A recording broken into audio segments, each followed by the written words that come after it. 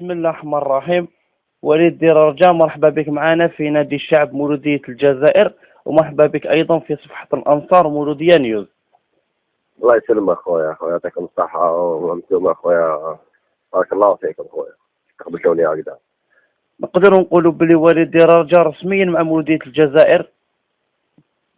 كما نقول لك، سميت على ليبراسيون تاعي البارح، واليوم عندي الكونطرا تاعي الجديد مع مولودية ان شاء الله.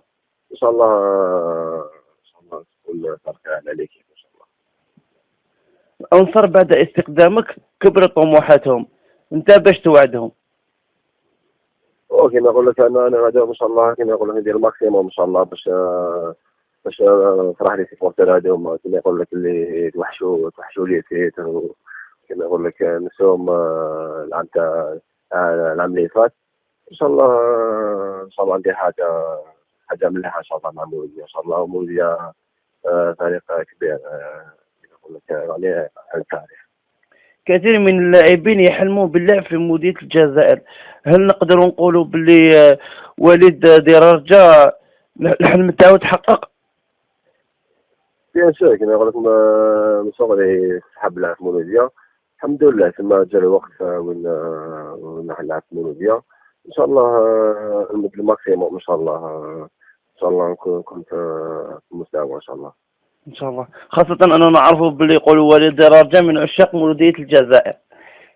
بيان سور، من صغري نلعب مولوديه يا اخو، تعرف مولوديه شعبيه كبيره في الجيري. يقول لك تستاهل كل خير يا اخي. وفي الاخير وجه رسالة للانصار مولودية الجزائر، واختم باش تحب.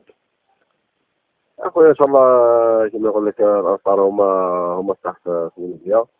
ان شاء الله يكونوا معنا هاد العام ان شاء الله، يعاونونا ان شاء الله باش نديرو ليزوبجيكتيف تاعنا، سواء شامبيونا ولا لاكوب ولا باش هكذا ان شاء الله نفرحوا كاع لي سيبورتور تاعنا. نشكرك جزيل الشكر على هذا الحوار، ونتمنى لك ان شاء الله التوفيق مع مولودية الجزائر.